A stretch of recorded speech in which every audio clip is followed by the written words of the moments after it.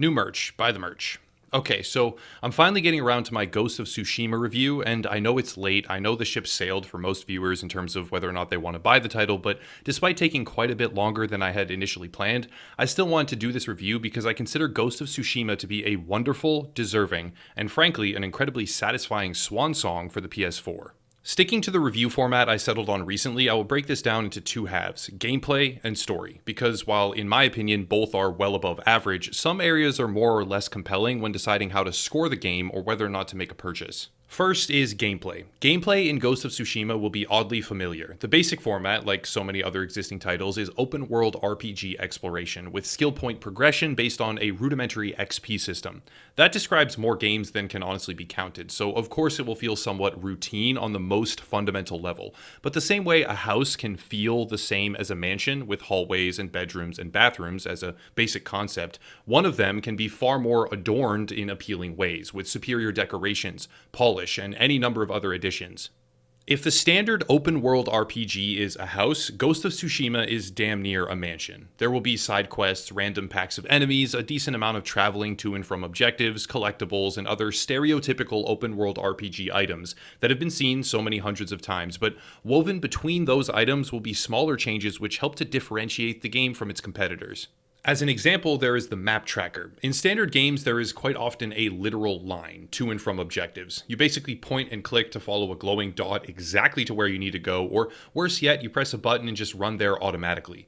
For Ghost of Tsushima, it's actually the wind.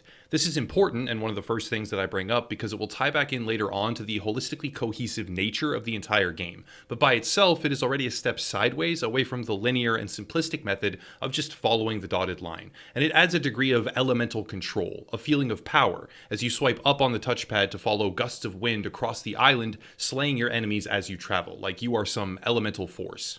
Like most open world RPG titles, there will be core gameplay progression over time. You start in a relatively powerless state without core abilities, gadgets, or powers, and you build over time to a point of supreme dominance. However, unlike most games where that core progression is purely tied to the main story, Ghost of Tsushima has wildly powerful and extremely engaging master techniques tied directly to optional side quests.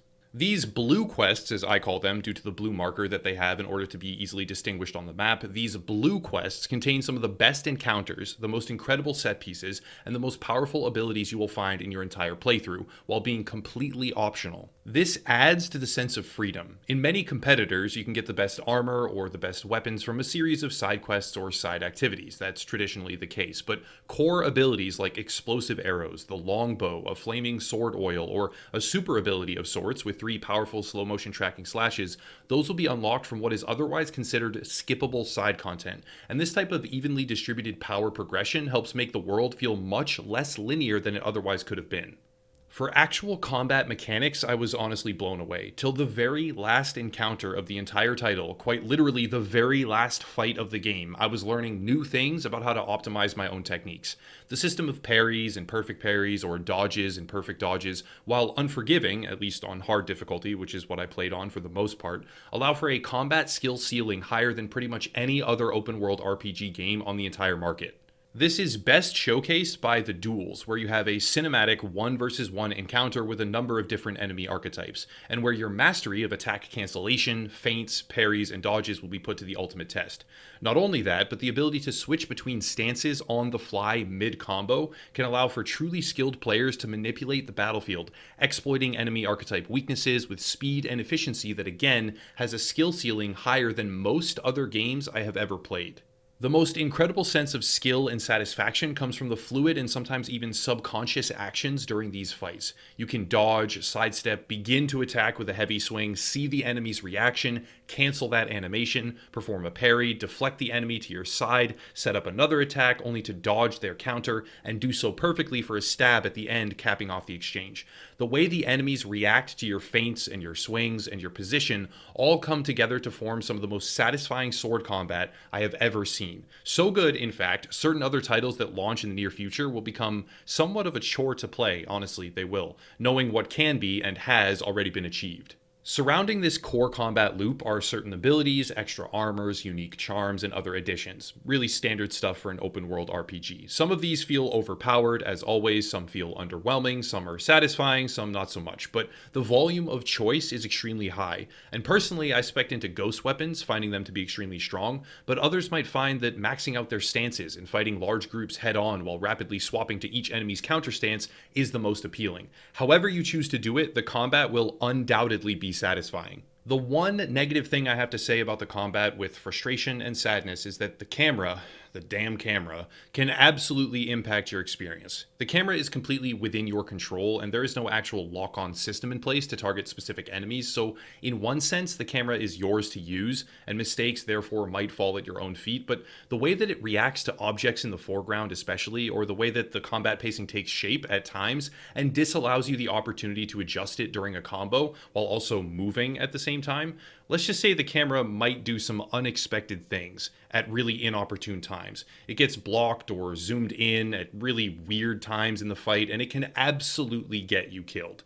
It's a relatively small thing, but it's not a good thing, and it was necessary to mention. All in all, the core gameplay revolves around typical mechanics that we have seen many times before, but most, nearly all for that matter, of these components are enhanced or polished to a superior degree compared to their previous examples. There will be repetition, to be sure. You will follow yellow birds more times than you can count to a bamboo cutting station or a hot spring or a haiku, and some will be more or less valuable than others, such as the hot springs, for example, with a maximum health increase every time you go to one, or a haiku for a headband that looks kind of crappy and you don't really want, but the sum total of its parts as an open world RPG excel beyond the standards that we have seen established by the industry up till this point. If you are not a fan of moderate repetition, of traveling between points, and the general open world format, it probably won't overcome that preference of yours. But if you have any interest at all in titles such as Assassin's Creed, Far Cry, The Witcher, Zelda Breath of the Wild, Horizon Zero Dawn, or any number of open world RPG games at all, it's probably best to examine Ghost of Tsushima carefully, because if you're a fan of its core building blocks, you will almost definitely be a fan of the final product. Now we talk about story. This is where the game gets the bulk of its criticism, setting aside the asinine complaints such as cultural appropriation made by miserable and self-obsessed games journalists with no perspective or authority on the subject to begin with. It seems that the majority of complaints from credible review sources will cite an element of predictability to the narrative, which makes the game feel somewhat shallow. Frankly, I just completely disagree. The basic plotline is the Mongol invasion of Tsushima. You, as Jin Sakai of Clan Sakai, are attempting to stave off this attacking horde, and while doing so, you descend to the depths of subterfuge and stealth, rather than facing your enemies head-on as a samurai should.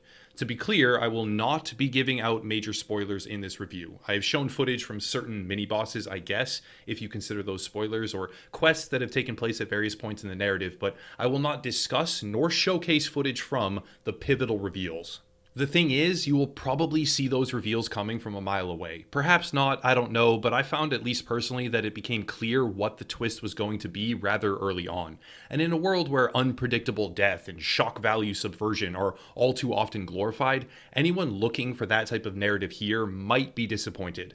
But here's the problem. Since when is predictability, by default, bad writing? Because I will argue it absolutely isn't. You can know what comes next while still experiencing emotion as it happens. You can know that a conflict is on the horizon, but still be engaged by the cinematics or the combat when it arrives. The expectation that you can never see what's coming and have to be blindsided by shock reveals every other minute, that is the real shallow perspective. Apparently, every game must have a red wedding scene, a famous moment from Game of Thrones where a whole bunch of characters you love get murdered outright, leaving you in a state of shock and confusion. Apparently, every game needs to subvert expectations and have a garbage, unlikable piece of trash brutalize your favorite protagonist with a golf club. But I would argue that when expectations exist, you can either subvert them with lazy shock reveals and coincidental happenstance, or you can meet them with quality, if somewhat predictable writing, and genuine emotion tied together by incredible symbolism and cohesion.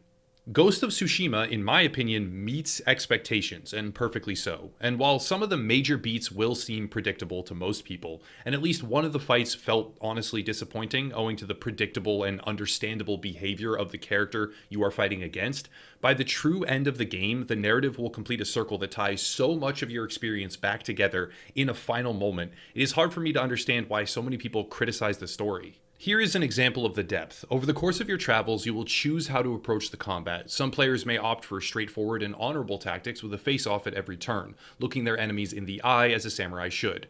Others will use stealth and assassination to cleave a path through the Mongol territory. Depending on what you do, the weather will actually change.